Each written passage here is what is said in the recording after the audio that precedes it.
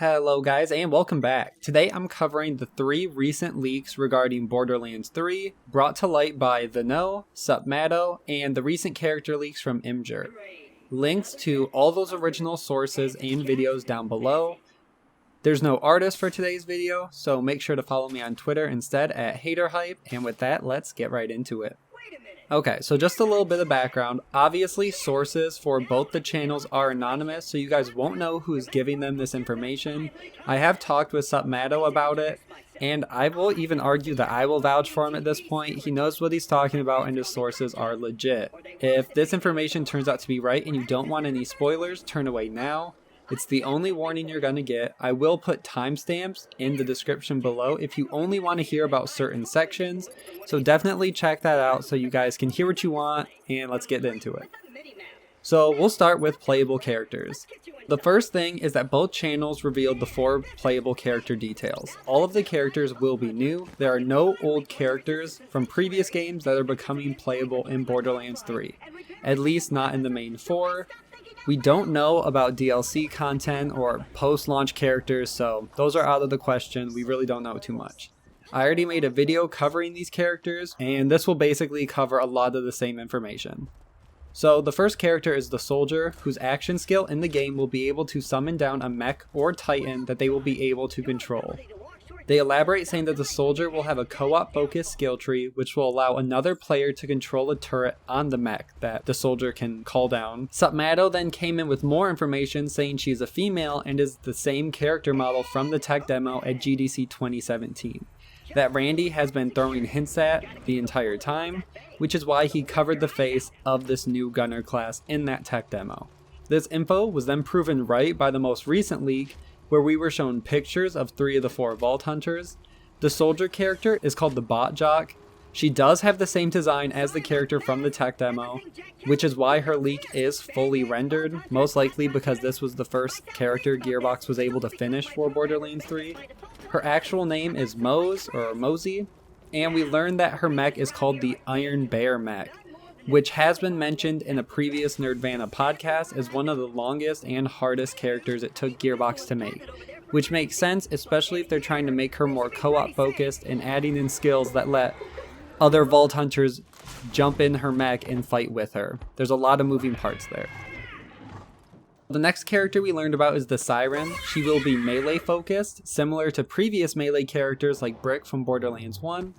It is mentioned that she will have 3 action skills. One is a phase lock that can hold multiple enemies, a ground pound, and a projection skill where she can clone herself and then those clones can shoot at enemies. Supmato brought these claims even further, saying that she is a black female and will be very buff. Unfortunately, her character concept was not released with the other character leaks. It looks like she was purposefully covered up. All we see is her hand, which is blue, and it looks like it might even be in its siren form at that point. But one thing I do want to talk about is that I imagine she will look similar to a fan-made character concept from Helen Odell, which was also a black female siren design. So I'll put that up on the screen. You guys can see that, kind of get an idea probably of what Gearbox is looking for. The third character will be an assassin type character, which will be able to make a clone of itself. This character will appear to be wealthier in terms of cosmetics at least. And then at that point, Supmato and The Know really didn't know too much else. And once again, we got more information about this character with the concept that was leaked. The character type is called the Operative. He's an old white male with what looks like an eye patch. His actual name is Zane, and his skill is described as Gadgets, which still doesn't answer too many questions about him, except he, like the other characters, will probably have multiple parts to his action skill, which is why I assume Gearbox is keeping it pretty vague by just saying Gadgets. So I'm going to pause for a second and say that those 3 characters are out of alpha testing and almost completely finished for the main game. But this last character still needs more development, so if any of them were likely to change, it would be this one. So the last character is called the Beastmaster, which is the hunter character. It will have 3 pets to choose from, but this character has taken more work to finish and perfect than Gearbox originally thought, and that his pet AI needs to be fixed, and it's turned out to be really buggy. This character, at its current state, is a robot, and he kind of looks similar to that of a homeless person, which is all the information from Supmato and The Know. And then this leak gave us a better look. His character model is a traditional robot, he has one eye, and most of his features are covered with clothes. His name is Flack, and his skill is described as Pets, which matches up with the leak. But obviously, besides the bot jock, the other two characters shown were in a concept art phase, so if they are real, I wouldn't get too attached to their current looks. Everything is subject to change, especially with this leak coming to light. We don't know what Gearbox is going to do, or at what point of development they were in for these characters. So next section we're going to talk about is NPCs, or non-playable characters in the game. Do know that Tiny Tina will be making a return in Borderlands 3 as an NPC, and that she will now be in her late teens or early 20s. For a point of reference, she was 13 at the time of Borderlands 2, which means it's gonna be a 5 to 7 or 10 year time jump. That leaves a lot of possibilities open for the story, what we can see, how characters have developed since then, and what the characters have been up to. So that's very cool. We already know Claptrap will be making a return. That wasn't too big of a release. That the surviving members of the Raiders will be in the game, but neither source clarifies which ones will be in it, but I assume Lilith, Mordecai, Brick, Athena, Maya, Salvador, Gage, Zero, Axton, Krieg, Moxie, Marcus, Zed.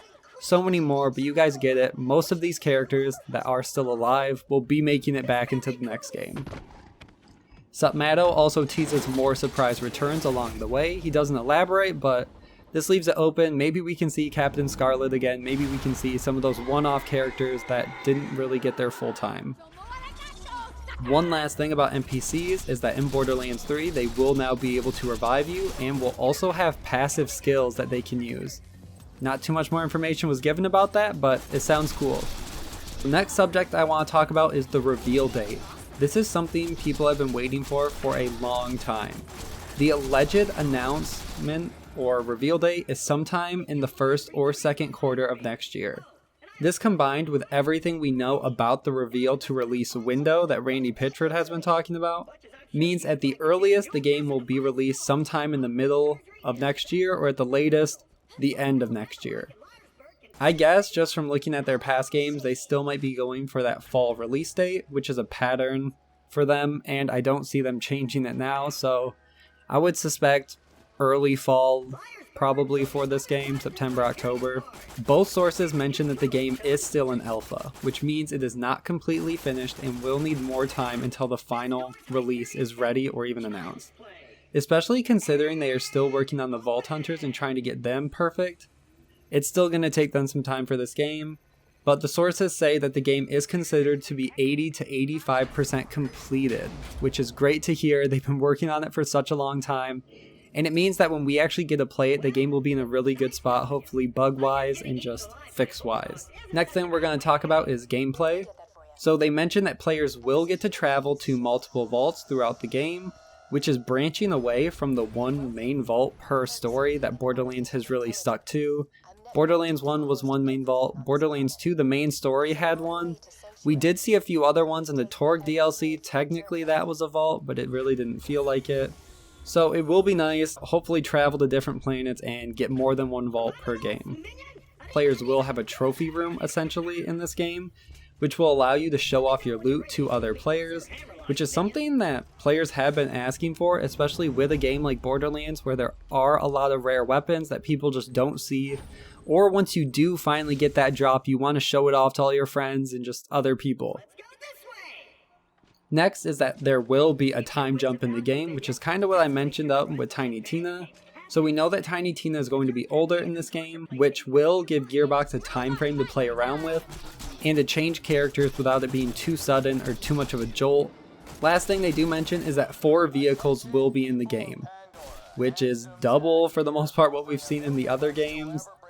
And this is just the main game, so this is not DLC, this is just the vanilla version of the game, 4 vehicles. Next we're going to talk about the planets. So allegedly the game will start on Pandora, but we will be visiting Promethea 100%. Also we will be going to Eden 6.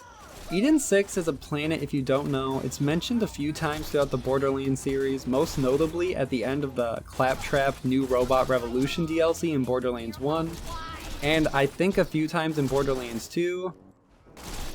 So we don't know too much about it. People are just hyped that they're building out this lore, connecting planets, and we will get to travel and get off Pandora. Not only will we just go to new planets, but we will also be traveling between them. So once we go to Promethea, we won't be stuck there. We could theoretically go back to Pandora or to EN6 and vice versa. We just won't be stuck on certain planets once we reach a certain point in the story. And speaking of story, that's the next topic. So the Children of the Vault will be the enemy in this game along with their leader, the Calypso. The Children of the Vault were first mentioned in the Battleborn Easter egg, which said, quote, "Visit Promethea, Children of the Vault. We are not on Pandora anymore. Tanis is not what she seems. Do not open the vaults." Submato claims that our Vault Hunters will be joining the Raiders to attack a Children of the Vault base at the beginning of the game and eventually chase them off planet and to Promethea, which implies that Borderlands 3 will start on Pandora, kind of setting the bar low for players, just because everyone at this point knows about Promethea, that players will be disappointed, but then once we finally leave, it's like that sudden twist that we will be getting off planet, we're not stuck here. Really smart move. Children of the Vault, it makes sense. That's one big thing they've been trying to tease and post on social media about, and it's really interesting that now we finally can kind of put some of these things together. Next, let's talk about the weapon manufacturers. So Atlas, Jacobs, Malawan will all be returning confirmed as manufacturers. These were the only ones that Submato was able to say with 100% certainty. He also says there will obviously be more than this in-game. Just at the current state with everything we know about it, he can confirm those three for sure. It's also speculated that Children of the Vault will have their own weapons or be a manufacturer of weapons. So we will see new designs, a new gimmick for them, which is great to hear. Along with that, they mentioned that weapons will have a lot more variety in this game in terms of special effects. They can change elements now on the fly. They can change how they fire. So much more that we're going to be really impressed with how this game plays weapon-wise. Manufacturer specific traits will also be returning, which is a given, and that new elements will be in this game. Not any more information was given on that, but that's really interesting. People were asking just to add cryo for the longest time, and now that they're saying that multiple elements will be added in this game should get us really hyped at how hard Gearbox has been working on this. So the last thing we're going to talk about is enemies. Obviously there are going to be new enemies, which include human, insect, monsters, and more. Female bandits and psychos will be on this new planet, and that the story will explain why we didn't see them on Pandora. That's everything. Obviously, huge shout out to Submato, The Know, and whoever leaked the images for this information. There's a lot here, a lot to break down. At this point, most of this has been backed up by two sources, but still take everything with a grain of salt. Especially now since all this is coming to light and a lot of people are paying attention, Gearbox could always make changes and change things so we don't know exactly what to expect. But thank you guys so much for watching, like and share the video, and I will see you guys in the next one.